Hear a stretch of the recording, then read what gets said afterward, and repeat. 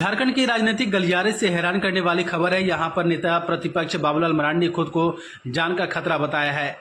इतना ही नहीं बल्कि डीजीपी पर भी गंभीर आरोप लगाए। उनका कहना है कि मुझे खुद को ही डर लगता है।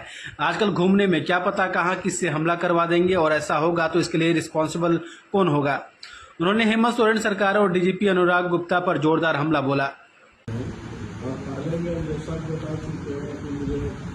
जान का खतरा है, फर्जी मुकदमे फंसाया जाता है, फंसाया जा सकता है। आपका इशारा डीजीपी की तरफ तो नहीं है? जी, मैंने कहा कि जो जांच एजेंसी जांच करेगी तो उस समय भी मैंने बातें को उठाया था। मैंने कहा था अगर कोई सेंट्रल एजेंसी हमसे जब बात करेगी तो मैं बता दूंगा।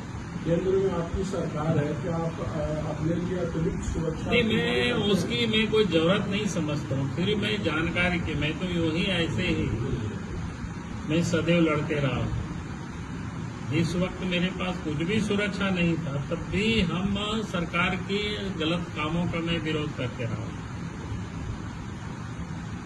और आज तो मेरे पास जितना सुरक्षा है काफी कुछ है। मैं उसके लिए अपने लिए मैं नहीं मांगता हूँ। मुझे जो जानकारियां मिली मैं उसको आप सब लोगों के समक्ष सिर्फ मैं शेयर कर रहा हूँ, ताकि मुझे लगा कि कोई बात को सुन करके यूं ही रख लेना, चुप रह जाना, वो ठीक नहीं है। जैसे मैंने आपको बताया 2013 में भी इस प्रकार की सूचना मिली थी। और आप सब लोगों की जानकारी के लिए आपने देखा होगा कि जब कोई भी हमें जानकारी मिलती है और हम सरकार को भी पत्र लिखते रहे, तो आपने देखा होगा कि जिस पत्र को जब मैंने लिखा तो 1 साल या 2 साल के बाद वो पत्र की सत्यता आप सबको दिखाई पड़ी। अब साहेबगंज की घटना याद करिए। दारू को लेकर के 2022 में ही हमने मुख्यमंत्री को पत्र लिखा था। मैंने कहा था कि भाई ये घोटाला होगा। इन एजेंसियों को काम देने के लिए फिर से टेंडर किया गया और सब वही सब चीजें हुआ। तो ऐसा नहीं है कि हम हवा में बात करते हैं।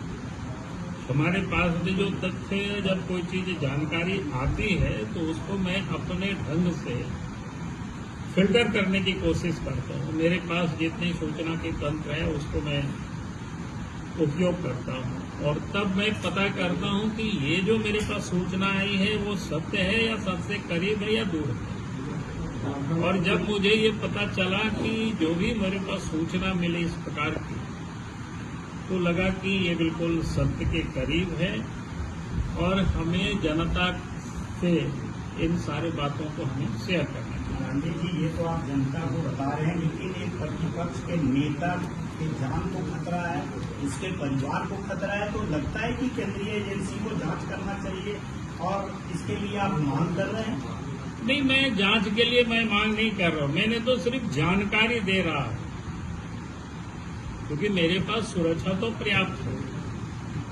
मैं उसको मैं कमी नहीं होनी चाहिए उस स्तर पर? हमने कहा कि वो जांच करना जिसका काम है वो जांच करेगा, लेकिन जांच करने के लिए मैं नहीं कर रहा। मैं जनता को सिर्फ बता रहा हूँ कि भाई ये चल रही है इस प्रकार की। जो भी जनता की आवाज उठाएंगे उस आवाज को दबाने के लिए लोग सुपारी तक दे रहे हैं। राज्य में 1 जुलाई से कोई नई उत्पादन नीति आने वाली है, आपको इसमें भी कोई विसंगति नजर आती है?